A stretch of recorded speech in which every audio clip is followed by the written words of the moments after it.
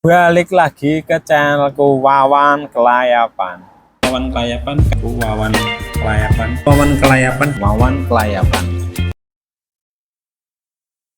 Tak ingetin lagi ya buat teman-teman yang belum subscribe untuk diklik dulu tombol subscribe-nya 2 detik, klik ya. Setelah itu dibunyikan tombol loncengnya 2 detik lagi ya. Dah. Nah, kalau udah, kali ini aku mau share tentang beberapa kasus yang terjadi pada kawan kita yang CPMI New Zealand ya. Jadi ini ada beberapa kasus aku rangkum ya untuk pelajaran buat kita semua dan kawan-kawan biar lebih berhati-hati untuk memilih sponsor atau agensi ya. Ini yang pertama kasusnya terjadi di Lombok ya. Ini headline IK-nya itu SBMI Lombok Timur dampingi CPMI korban penipuan sponsor lapor ke Polres. Jadi ini Serikat Buruh Migran Indonesia atau SBMI Lombok Timur mendampingi 4 calon pekerja migran Indonesia CPMI melapor ke Polres Lombok Timur pada Rabu 15 Desember 2022 karena para CMI tersebut ditipu puluhan juta rupiah oleh sponsor yang menjanjikan kerja ke New Zealand ya. Ini pengacaranya SBMI ini Eko Rahardi SH menjelaskan kronologinya ya. Jadi ini pada 15 Oktober 2021 dua oknum sponsor mendatangi CPMI untuk menawarkan pekerjaan ke luar negeri dengan tujuan New Zealand dengan gaji sekitar 30 juta per bulan serta dijanjikan berangkat 3 bulan. Terus pada tanggal 30 Desember 2022 sponsor tersebut meminta uang kepada CPMI masing-masing sebesar 20 juta dengan alasan sebagai biaya berangkat ke New Zealand. Jadi pertama 30 juta, terus dibuat 30 November 20 juta lagi ya. Terus pada 10 Maret 2022 para CPMI diberangkatkan sponsor ke Jakarta untuk dipertemukan dengan seseorang yang katanya menjadi mandor atau bos di New Zealand. Dan para CPMI dimintai uang sebesar 1,1 juta. Setelah 2 hari berada di Jakarta, para CPMI kemudian dipulangkan ke Lombok. Jadi nambah lagi ya 1,1 juta untuk ke Jakarta itu. Terus 16 Agustus 2022 sponsor menghubungi lagi CPMI menjelaskan bahwa mereka segera diberangkatkan dan masing-masing membayar lagi 15 juta.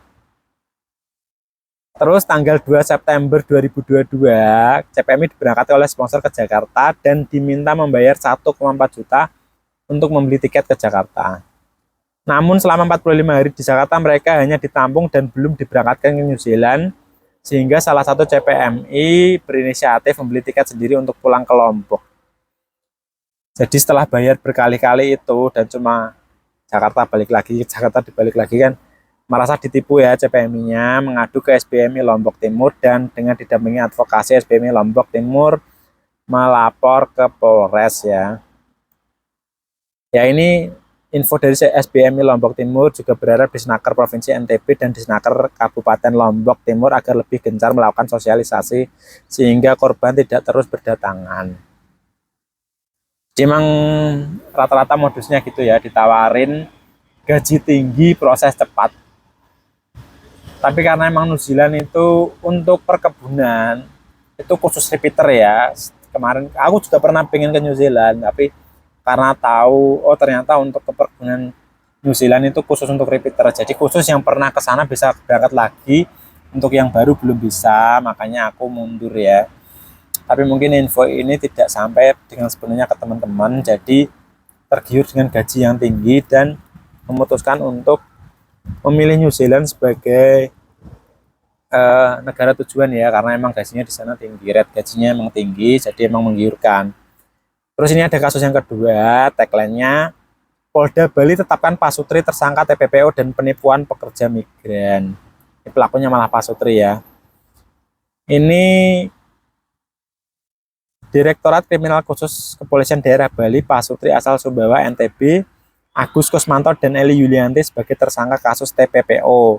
Diduga memperdagangkan dengan modus PJTKI melalui Yayasan Diah Wisata yang beralamat di Jalan Padang Galak, Kasiman, Denpasar, Bali. Menawarkan kerja di hotel Selandia Baru dan Turki tanpa memiliki SIP 2 PMI. Jadi emang itu ya, rata-rata itu untuk yang ilegal, untuk proses yang non prosedural itu emang nggak punya SIP. Jadi makanya untuk teman-teman aku selalu saranin untuk tanya SIP-nya ke PT yang mau berangkatin. Kalau emang punya SIP, berarti itu minimal di bawah pengawasan BP2MI. Jadi kita lebih ayem, ya kan?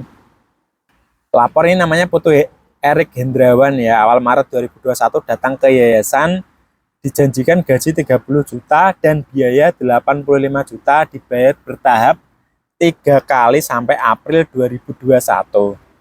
Namun sampai Juli 2021 tak kunjung berangkat, jadi pelapor mencoba menghubungi Agus namun nomor sudah tidak aktif. Setelah beberapa kali mendatangi kantor yayasannya juga sudah tutup. Merasa ditipu, korban melapor ke SPKT Polda Bali. Setelah ditelusuri, jadi setelah ada laporan ya, ditelusuri bahwa ternyata itu korbannya mencapai 80 orang dan rata-rata korban membayar antara 25 juta sampai 85 juta ya. Total kerugian mencapai 1,6 M. Jadi emang ya fantastis ya. Uang 1,6 M ya. Ini yang terbaru ya, Polres Kulon Progo tetapkan 5 tersangka dugaan kasus TPPO. Kelima tersangka meliputi perempuan berinisial TH 42, ASP 46, NB 46, VAM 46 dan laki-laki inisial DWA 46 warga Semarang, Jawa Tengah. Mereka memiliki peran masing-masing. Tersangka TH dan ASP sebagai koordinator di Yogyakarta serta bertugas mengurus akomodasi penginapan dan logistik. Kemudian NB dan DWA merekrut calon pekerja migran Indonesia CPMI dan FAM VAM ya sebagai otak dari kasus TPPO ini.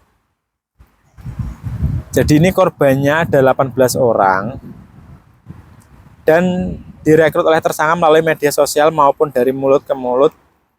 Modusnya dengan cara mengiming-imingi para CMI dengan cara memberikan syarat dan mudah dan biaya yang murah serta upah yang besar di Selandia Baru yakni sekitar $20 per jam. Jadi ini untuk tersangka VAM itu mengaku bahwa untuk pemberangkatan itu masih dalam proses berkas dokumen pemberangkatan.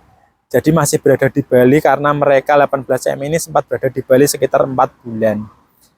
Jadi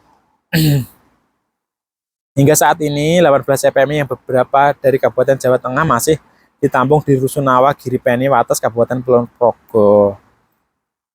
Jadi aku tekankan lagi untuk kawan-kawan untuk lebih berhati-hati untuk memilih PT atau sponsor. Makanya aku selalu menekankan untuk hindari sponsor, hindari calo ya karena emang mungkin ada perorangan yang bisa berangkat tapi itu nggak banyak.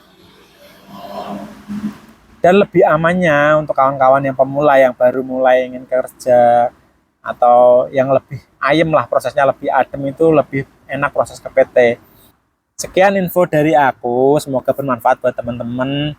Mungkin ada teman-teman yang sedang proses ke New Zealand atau ditawarin ke New Zealand, itu lebih berhati-hati ya, di-share ke teman-teman atau teman-temannya ada punya teman-teman yang sedang proses ke New Zealand atau ditawari ke New Zealand, boleh di-share video ini buat lebih berhati-hati. Jadi karena emang New Zealand nggak ada PT yang bekerja sama dengan New Zealand, tapi khusus skilled worker ya. Kalau untuk perkebunan untuk saat ini tidak ada. Jadi untuk kawan-kawan lebih berhati-hati ya. Semoga video ini bermanfaat dan assalamualaikum.